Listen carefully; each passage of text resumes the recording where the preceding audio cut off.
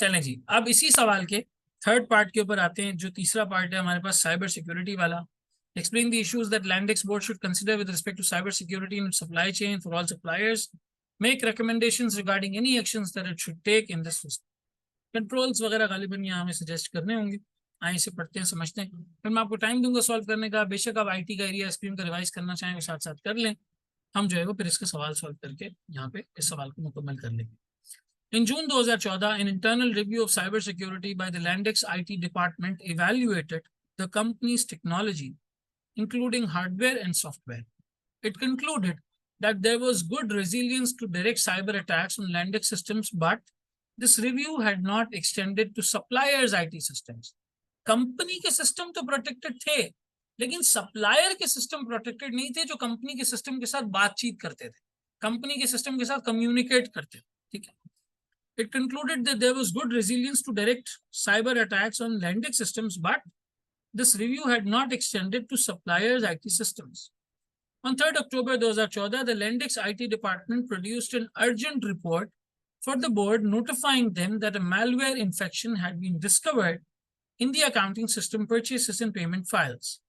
After an extensive investigation, it was discovered that the source of the infection had been files received from a trusted supplier of watch movement mechanisms. अब सिर्फ casing का supplier तो नहीं है, और भी चीजें हैं। तो ये वॉच मूवमेंट मैकेनिज्म का कोई सप्लायर है जिसने एक फाइल आपके साथ शेयर की, उस फाइल में वायरस आ गया और उसने मेलफेयर किया किसमें? अकाउंटिंग सिस्टम में और पेमेंट सिस्टम में। सर ये तो चोरी हो सकती है इसमें। Cogs, अच्छा ये इस कंपनी का नाम था Cogs Limited. Cogs is a small company with limited resources for managing cyber risk. Cogs IT system is partially integrated with that of Lendex to improve the efficiency of ordering, and this had been successful until now. तो इन्होंने क्या किया, इन्होंने अपने supplier के साथ अपना system link up किया। A review of cyber risk in the supply chain is now taking place, and the Lendex IT department is seeking advice on the factors that it should consider. It is considered about supply chain cybersecurity risk, but it does not want to damage critical business relationships. ये supplier को जाने भी नहीं देना चाहते और इसका हल भी निकालना चाहते। ये नहीं करना चाहते कि सप्लायर को बोले जी आपका सिस्टम खराब है जाओ उठ के, ये नहीं करना। बिजनेस रिलेशनशिप भी बनाने, supply chain cyber security risk, but it does not want to damage critical business relationship. Damage भी नहीं करना चाहते। Lendex has a total of 508 suppliers. Many of these are small companies and some make sales of less than 10,000 a year to Lendex. About 260 of suppliers have some degree of integration with Lendex accounting IT systems. 508 supplier हैं, उसमें से 260 supplier जो है वो आपके accounting system के साथ link हुए हैं। तो बताओ अब हमें यहाँ पे कौन से मेजर्स लेने चाहिए, क्या करना चाहिए, क्या रिकमेंडेशंस होनी चाहिए ताकि इस तरह का साइबर सिक्योरिटी का मसला ना हो।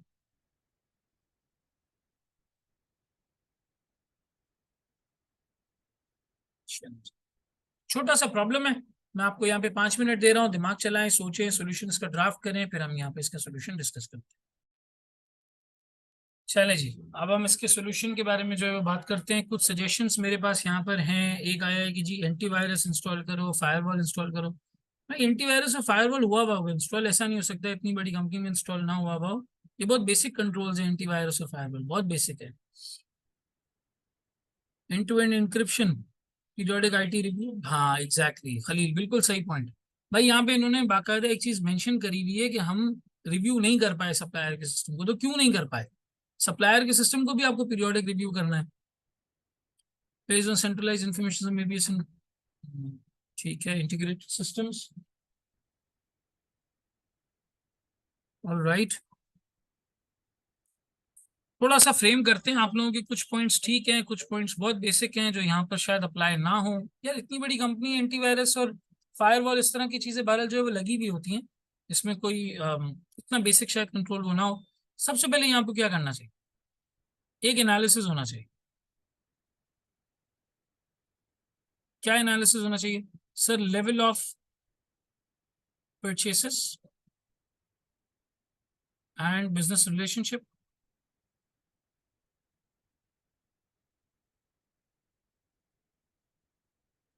be compared with the benefits of technology.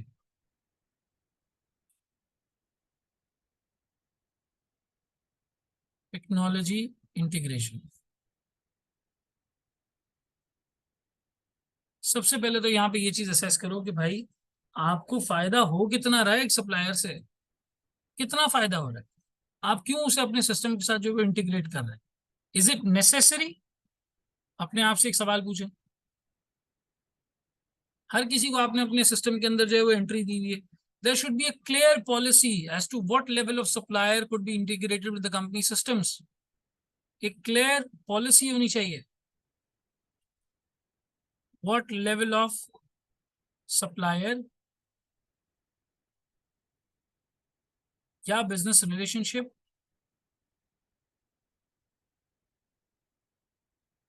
should be allowed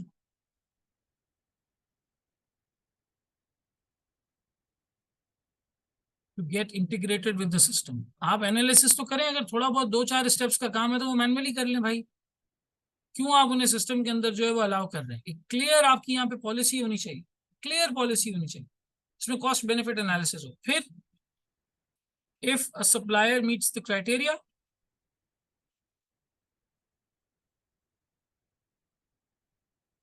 अब उसके लिए होनी चाहिए clear guideline and controls that there system should have. और सप्लायर आपको इस पर मना थोड़ी करेगा, वो बोलेगा यार ठीक है सिक्योरिटी का मसला है, मैं भी इंप्लीमेंट करता हूँ। वो भी तो कमा ही रहा है ना आपसे, आप तो कस्टमर है उसके, वो क्यों आपकी बात नहीं सुनेगा? तो आपने क्लियरली सप्लायर के लिए गाइडलाइन रखनी है कंट्रोल्स की कि भाई तुम अगर आना चाह रहे हो तो ये चीजें इंटीग्रेटेड होनी चाहिए। It could be with the likes of COBIT या ISO 27000, इस तरह के जो फ्रेमवर्क्स होते हैं, इनको इस्तेमाल करके एक फ्रेमवर्क, एक प्रॉपर फ्रेमवर्क होना चाहिए। फायरवॉल एंटीवायरस तो बात की बात है, वो अब यहाँ पे आता है, वो इधर आएगा। फायरवॉल एंटीवायरस इंक्रिप्शन वगैरह वो अब इधर आएगा कि भाई प्रॉपर आपके कंट्रोल्स वगैरह बने हुए हैं या नहीं बने। सबसे पहले तो पॉलिसी मेकिंग की बात करो ना, कि आपके 560 सप्लायर्स हैं, 260 को आपने एक्सेस दिया हुआ है, क्यों दिया हुआ है? सबके साथ क्या ये नंबर्स इसने क्यों दिए हैं? इधर से सोचो ना कोई आंसर। फायरवॉल एंटीवायरस सोचा तो इस टेक्स्ट को क्या इस्तेमाल किया तुमने, सिनेरियो को क्या इस्तेमाल किया? फिर हम कहते हैं हमारी लिंकिंग स्ट्रॉन्ग। अरे भाई लिंकिंग और कुछ नहीं होती, पढ़ो ना सवाल में क्या दिया हुआ है। सवाल में जो डिटेल दी हुई है वो देखो कि वो क्या बात कर रहा है, उसको लिंक करो, उसको बनाने की कोशिश करो अपने आंसर के लिए फॉर्मेट। भाई आप यहाँ पे लिखेंगे कि हर एक सप्लायर को क्यों आपने एक्सेस दिया हुआ है, 200 सप्लायर का क्या काम है जब सिर्फ 10,000 पाउंड का धंधा है उनसे? 10,000 पाउंड का धंधा मैनुअली नहीं हो सकता क्या? उसको असेस करो, किसको जरूरत है, किसको देना चाहिए इंटीग्रेशन। एक क्लियर पॉलिसी हो जो क्राइटेरिया मीट करे, उसके लिए क्लियर गाइडलाइंस हो, कंट्रोल्स हो जो उनके सिस्टम में हो। फिर चौथी चीज, अब आप इसको पीरियोडिक रिव्यू का पार्ट बनाए। Suppliers IT system should also be reviewed periodically. suppliers IT systems should also be reviewed regularly। And जो प्रॉब्लम्स यहाँ पे आपको आइडेंटिफाई होती हैं, जो भी आपकी यहाँ पे फाइंडिंग्स होती हैं, वो आप सप्लायर को बोलेंगे ठीक करें, get them corrected from the supplier. तो भाई कॉस्ट बेनिफिट एनालिसिस करके चलो, बिजनेस का कितना फायदा वो मुझे दे रहा है और कितना बड़ा रिस्क मैं उसके लिए कैरी कर रहा हूँ। तो रिस्क बेनिफिट एनालिसिस यहाँ पे कंप्लीटली होना चाहिए। Cost benefit analysis, risk benefit analysis यहाँ पे मेरा कंप्लीटली होना चाहिए with respect to each supplier. 10,000 pound के लिए मैं उसको अपने IT सिस्टम में जो है एक्सेस दे दूं, अकाउंटिंग का मॉड्यूल उड़ जाए, परचेजिंग का मॉड्यूल उड़ जाए, पेमेंट का मॉड्यूल उड़ जाए, मसले मसाइल जो है वो क्रिएट हो सकते। मेरे पीरियोडिक रिपोर्ट्स का वो पार्ट हो और कुछ ISO की गाइडलाइंस हो, कोविड की गाइडलाइंस हो जो सप्लायर पूरी करे। तो ये 4-5 रिकमेंडेशन यहाँ पे सवाल के अंदर हम बता सकते हैं। और ये एक high level framework based answer है। एंटीवायरस या एंटी जो फायरवॉल है, ये तो छोटे छोटे कंट्रोल्स हैं, ये IT सिस्टम नहीं होता, ये IT सिस्टम के छोटे कंट्रोल्स होते हैं, ठीक है ना। तो यहाँ तक आते आते हमारे ये तीसरा पार्ट भी मुकम्मल हो गया, और इसके साथ जो हमारे 2 दिन का वर्कशॉप का टारगेट था वो भी अल्लाह का शुक्र यहाँ पे जो है वो मुकम्मल हो गया। भाई कोविड है ना, जैसे IFRS होते हैं ना, जैसे IFRS बताता है कि जी कैसे रिपोर्टिंग करनी है, क्या करना है, ऐसे कोविड IT के स्टैंडर्ड्स हैं।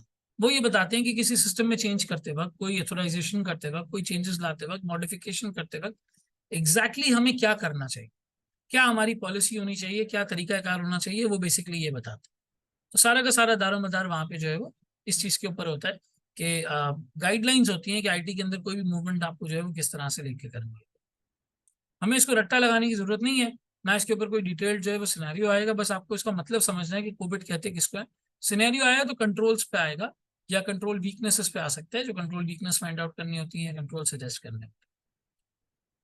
चलें जी, तो इसके साथ हमारा ये वर्कशॉप का 2 दिन का टारगेट भी मुकम्मल हो गया, और अल्लाह का शुक्र है हमने काफ़ी प्रैक्टिस की है, एक एक सिनेरियो के अंदर 3-3 4-4 चीज़ों को टेस्ट किया है, उनको ड्राफ्ट किया है, ड्राफ्टिंग का मैंने आपको टाइम दिया है और थोड़ा रिविजन भी करवा दिया। कुछ चीज़ें जैसे नेटवर्क एनालिसिस, सीपीए वगैरह वो हम नहीं कर पाए, बेसिक हैं वो आप कर भी सकते हैं खुद। उसके विंटर बाइस का तो मैंने सोल्यूशन भी यूट्यूब के ऊपर अवेलेबल किया हुआ है, वही IQ के यूट्यूब चैनल के ऊपर, वहाँ भी जाके आप देख सकते हैं। सो मेजर मेजर जितना एरिया था अल्लाह का शुक्र हमने उसे कवर करने की कोशिश की, कुछ मार्केटिंग, कुछ डेटा एनालिटिक्स, कुछ स्ट्रैटेजी, कुछ परफॉर्मेंस मेजरमेंट, कुछ रिस्क मैनेजमेंट, कुछ बिजनेस ऑपरेशंस, कुछ एथिक्स। ये जो बड़े बड़े एरियाज हैं मेजर मेजर, वो सारे करने की कोशिश की। बस अब लग जाओ तैयारी पे भाई, ड्राफ्टिंग करो, जितने सवाल प्रैक्टिस कर सकते हो सवाल प्रैक्टिस करो, चीज़ों को समझो, थोड़ा सा बेसिक लेवल पे जाके समझने की कोशिश करो। और अगर कोई चीज़ पूछनी हो, कुछ कोई सवाल हो, आप ग्रुप पे व्हाट्सएप कर सकते हैं। इंडिविजुअली कोशिश करो ना करो, क्योंकि सबको उससे फायदा हो जाता है अगर सारे लोग जो है वो ग्रुप में शामिल होते हैं। ठीक है, thank you so much everybody. I hope आपको इससे बेनिफिट हुआ होगा, इससे कोई फायदा हुआ होगा, और आपकी तैयारी के अंदर जो है वो इसकी इंप्रूवमेंट भी आई होगी। ठीक है, thank you so much for your time, participation, questions, answers, जिस तरह से आपने जो है वो किया। स्ट्रैटेजी यार आपकी अब यही होनी चाहिए कि आप छोटी छोटी समरीज बनाएं, टेक्स्ट को रीड करें, समझने की कोशिश करें, सॉल्यूशंस लिखें, उसे एग्जामिनर कमेंट से, मार्किंग प्लान से, सजेस्टेड सॉल्यूशन से कंपेयर करें, अपने थॉट प्रोसेस को इम्प्रूव करें।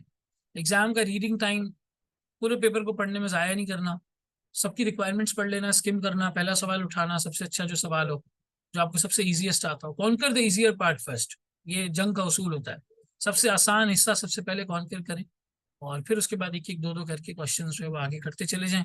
जितना अपनी नर्व्स पे काबू रखेंगे, जितना अच्छे से परफॉर्म करेंगे एग्जाम में, उतना आपके पासिंग के चांसेस इंशाल्लाह बढ़ जाएंगे। तैयारी पे फोकस करें, तैयारी अच्छी होगी, एग्जाम इंशाल्लाह ताला अच्छा हो जाएगा। ठीक है, thank you so much everybody. कोई सवाल हो, कुछ हो, आप पूछ सकते हैं ग्रुप पे, मैं इंशाल्लाह आपको रिस्पॉन्ड कर दूंगा, और फिर आप लोगों से मुलाकात रहेगी इंशाल्लाह। Thank you.